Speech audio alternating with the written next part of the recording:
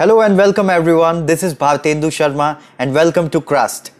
दोस्तों, आज का हमारा टॉपिक है पॉपुलेशन कंट्रोल बिल। आपने अखबारों में, न्यूज़ में, सब जगह ये पढ़ा होगा कि यूपी गवर्नमेंट इलेक्शन से पहले पॉपुलेशन कंट्रोल बिल लाने वाली है। तो इस बिल के बारे में आज हम आपको एनालाइज करके बताएंगे कि क्या ये बिल है और इसके क्या बेनिफिट्स हैं, क्या इसके लेके जो ओपोजिशन हो रहे हैं वो क्या है। तो पूरा इसके बारे में एनालाइज करके हम आपको बताएंगे कि ये कैसे बिल जो है आपको और आपकी आने वाली जनरेशन को अफेक्ट या फिर उनके फायदे में रहेगा। तो चलिए आगे बढ़ते हैं।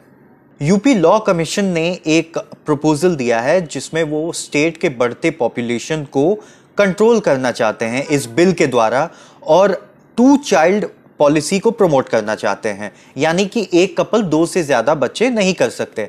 अगर वो ऐसा करते हैं तो उन्हें गवर्नमेंट स्कीम्स में, टैक्स में, रेशन में बहुत सारी कटौती हो जाएगी उनकी और उन्हें एडवांटेजेस या फ़ायदे नहीं मिलेंगे।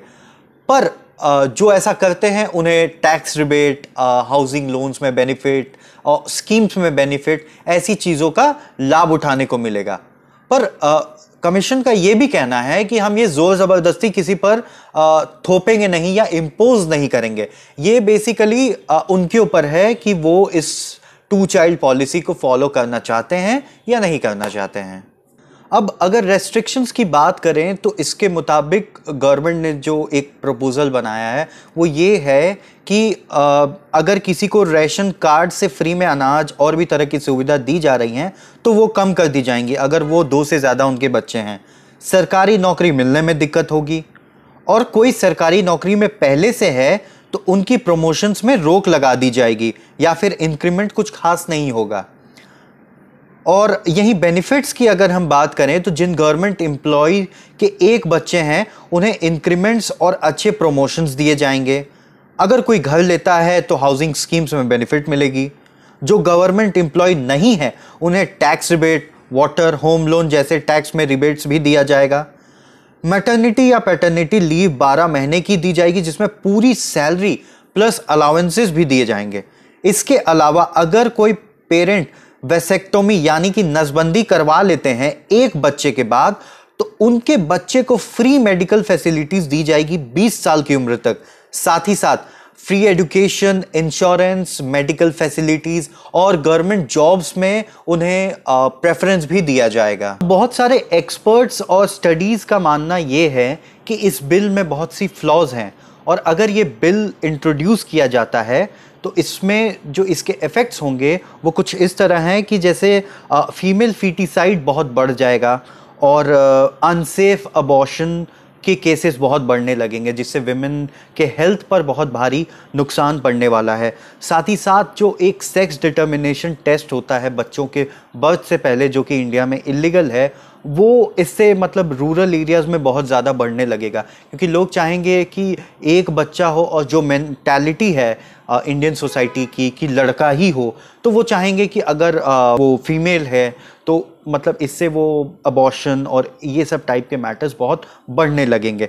साथ ही साथ एक और उन्होंने जो इम्पॉर्टेंट पॉइंट इसमें रेज़ किया है एक्सपर्ट्स ने कि ये जो ड्राफ्ट बिल है ये सिंगल मदर और सिंगल फादर के बारे में नहीं बताता है कि जब वो हैं तो उनके केस में मतलब ये बच्चों की थ्योरी कैसे एप्लीकेबल होगी और साथ ही साथ जो रीमैरी कर रहे हैं या फिर कोई विडो है या विडोवर्स हैं तो इनके केस में क्या एप्लीकेबल होगा, ये इन पार्ट्स में थोड़ी क्लैरिटी नहीं है। अब ये तो हम यूपी की बात कर रहे थे कि यूपी में पॉपुलेशन कंट्रोल बिल लाने की बात चल रही है, पर अब बात करते हैं भारत में ऐसे कौन कौन से स्टेट्स हैं जहां पे ये population control bill, 2 child policy ये सब पहले से इंट्रोड्यूस्ड है। आइए एक नज़र डालते हैं। बात करते हैं राजस्थान की। Those having more than 2 child are not eligible for government jobs. Also, Rajasthan Panchayati Raj act के अनुसार अगर किसी के 2 से ज़्यादा बच्चे हैं तो he or she will not be allowed to contest election as panch or member. Next comes Madhya Pradesh. Madhya Pradesh also follows 2 child policy since 2001. Under MP civil service rules, if 3rd child is born on or after 26th of January 2011, a person becomes ineligible for government services. The norm also applies to higher judicial services. Madhya Pradesh के अलावा महाराष्ट्र, गुजरात और उड़ीसा में भी population से related policies हैं, और जो लोग गवर्नमेंट जॉब या फिर लेट्स से पंचायती राज ये सब में इलेक्शन लड़ना चाहते हैं तो उनको बहुत सा डिसएडवांटेज होता है। अब आइए बात करते हैं कि सुप्रीम कोर्ट क्या बोलता है 2 चाइल्ड पॉलिसी के बारे में। क्या ये परमिसिबल है? सुप्रीम कोर्ट कहता है 7th शेड्यूल में जो अंडर करंट लिस्ट है वो दोनों स्टेट गवर्नमेंट और यूनियन यानी कि सेंट्रल गवर्नमेंट को परमिशन देता है population control and family planning जैसे लॉज को इनैक्ट करने का। मतलब वो अपने हिसाब से इसे बना सकते हैं और इंट्रोड्यूस कर सकते हैं। तो दोस्तों ये था एक basic overview population control bill से रिलेटेड। उसके क्या एडवांटेजेस हैं, डिसएडवांटेजेस हैं, मैंने आपको बताया, और साथ ही साथ कौन कौन से स्टेट्स में ये पहले से एप्लीकेबल हैं और उससे क्या वहाँ के लोगों को एडवांटेज या डिसएडवांटेज होता है गवर्नमेंट जॉब्स में या गवर्नमेंट स्कीम से रिलेटेड। तो आपकी क्या राय है इस पॉपुलेशन कंट्रोल बिल पर? हमें कमेंट करके बताएं कि क्या ये बिल को एप्लीकेबल करना चाहिए या नहीं करना चाहिए, या भारत में इसकी ज़रूरत है या नहीं है। तो दोस्तों अगर आपको ये वीडियो पसंद आया तो प्लीज़ इसे लाइक और शेयर ज़रूर करें, और ऐसे ही इंटरेस्टिंग कंटेंट्स के लिए हमारे चैनल को सब्सक्राइब करना ना भूलें। तब तक के लिए स्टे ट्यून्ड विद ट्रस्ट। मिलता हूँ आप सबसे अगली वीडियो के साथ संडे को।